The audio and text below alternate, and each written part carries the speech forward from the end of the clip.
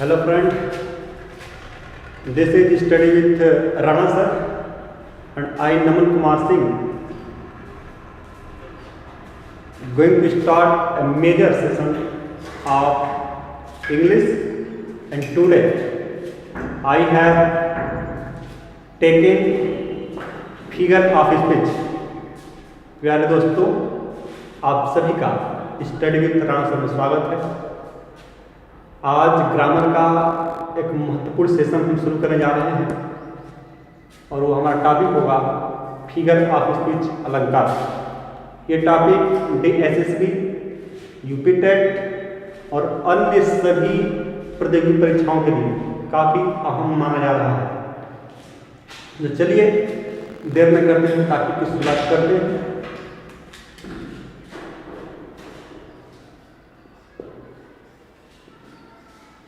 ठीक है, स्पीच जिसको हिंदी में हम अलंकार कहते हैं और आप सभी लोग जानते हैं कि काव्य की शोभा बढ़ाने वाले को ही हम अलंकार कहते हैं। हिंदी में आप लोग पढ़ेंगे। यहाँ पर हम कुछ प्रमुख अलंकार की बात करते हैं। वैसे तो अलंकार हम 20 पार्ट में पढ़ेंगे, लेकिन ये हमारा पहला वीडियो है अलंकार का, इसमें हम कुछ मेजर पॉइंट कवर करने जा रहे हैं। सबसे पहले हम लेंगे सिमिली और साथ ही साथ हम मेटाफर को भी लेंगे।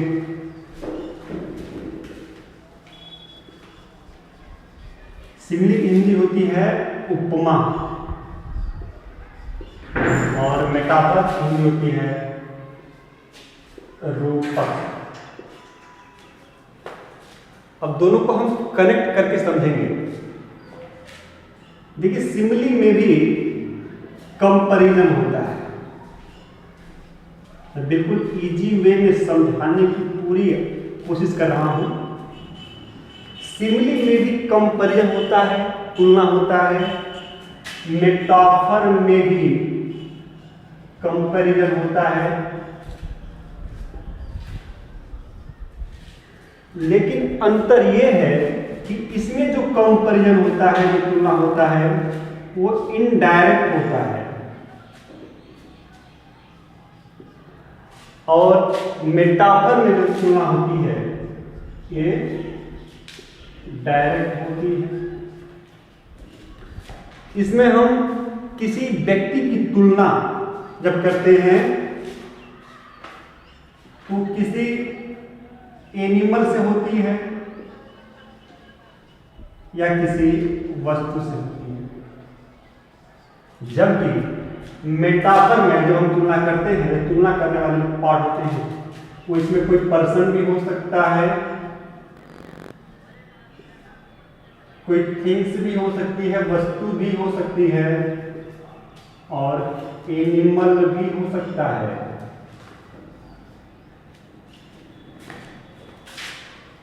यहां पर जब सिमिली में कंपैरिजन होता है तो कंपैरिजन करने के लिए जिन शब्दों का प्रयोग होता है वो है एज व लाइक। सिमिली में एज व लाइक से कंपैरिजन, यानी जहां भी आपको एज दिखाई दे, लाइक दिखाई दे और कंपैरिजन हो तो हमारा होता है सिमिली। जबकि रूपक में तुलना करने के लिए एज व लाइक का प्रयोग नहीं होता है।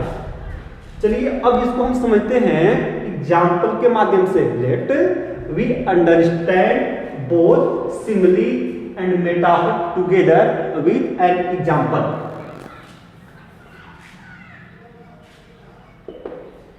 If I say Lata sings like a nightingale, इस उदाहरण में कह रहा है कि लता सिंग्स लाइक अ नाइटिंगल।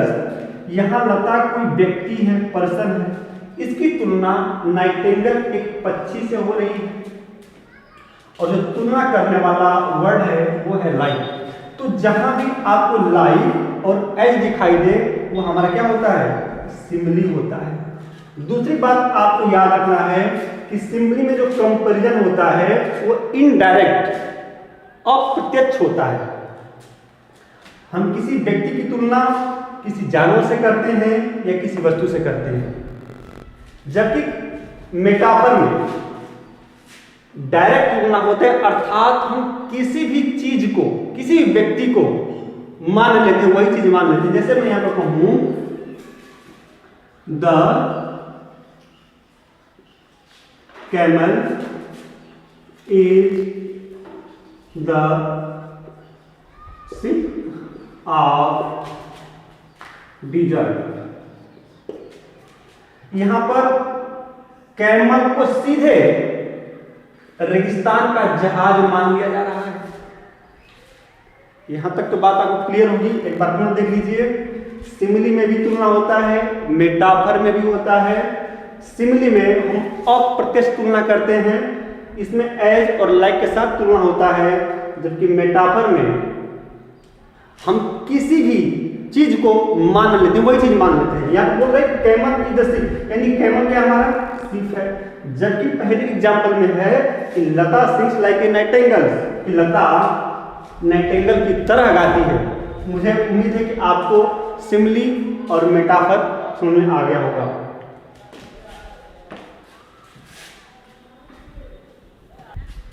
चलिए अब हम देखेंगे अगले पार्ट में, जो है पर्सनिफिकेशन, पर्सोनिफिकेशन,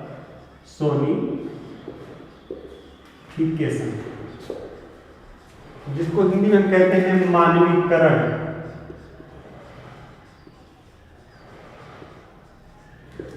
अब ये पर्सनिफिकेशन क्या है? इसमें यह है कि putting the qualities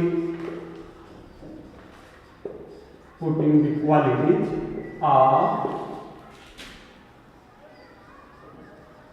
human being or living thing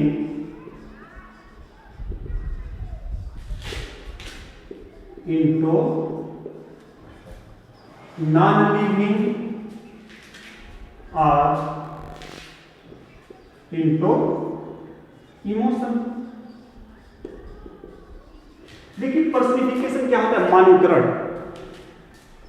इसमें हम किसी भी निर्जीव चीज को सजीव मान लेते हैं, यानी उसका मानवीकरण कर दिया जाता है, सजीव मान लिया जाता है, उसे हम कहते हैं पर्सनिफिकेशन। जैसे मैं हम बोलूं stars play the game of hide and seek. अब ये कह रहे हैं कि star play the game of hide and seek. जो तारे हैं लुका छिपी, इन्हें हम लोग गांव में आइस बाइस कहते हैं, कि जो तारे हैं लुका छिपी का खेल खेल रहे हैं। जबकि लुका छिपी का खेल खेलता कौन है भैया? इंसान खेलता है। बात क्लियर हो पा रही?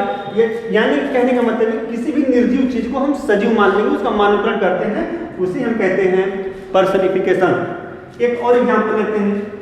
अगर मैं कहता हूं लव इज ब्लाइंड, कि भैया प्यार अंधा होता है, जबकि अंधा इंसान आदमी होता है। यहाँ पर लव जो एक निर्जीव है, इसे सजीव माना जा रहा है और क्या कह रहा है कि प्यार अंधा होता है, लेकिन अंधा कौन होता है? आप लोग होते हैं, हम होते हैं, इंसान होता है। नेक्स्ट अगर मैं एक और एग्जांपल दूं, द क्लॉक हैज 3 हैंड्स, कि घड़ी के भैया 3 हाथ होते हैं, जबकि हाथ इंसान का होता है, लेकिन यहां पर घड़ी की ही हैंड की बात हो रही है।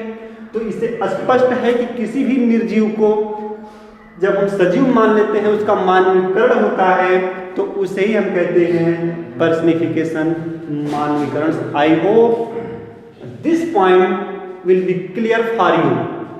नेक्स्ट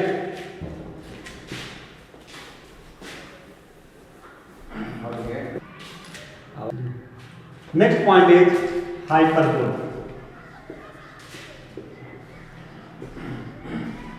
हाइपरबोल जिसको हम कहते हैं अतिशयोक्ति अलंकार। अतिशयोक्ति अलंकार ये क्या है? यानी किसी भी चीज को बढ़ा चढ़ा करके कहना।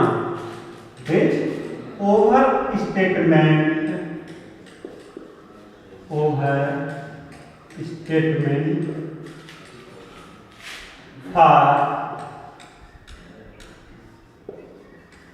फॉर कॉस्टिंग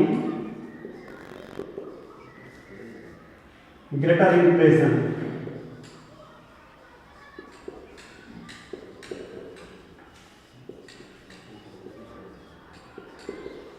यानी हाइपरबोल अतिशयोक्ति अलंकार में ये होता है कि जब हम किसी चीज को, किसी बात को चढ़ा बढ़ा कर कहते हैं ताकि सामने वाले के ऊपर खूब प्रभाव पड़ जाए, तो इसे ही हम कहते हैं हाइपरबोल अतिशयोक्ति। जैसे मैं ये कहूं,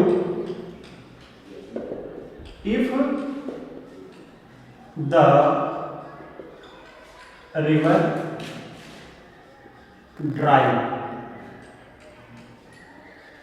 I am able to feel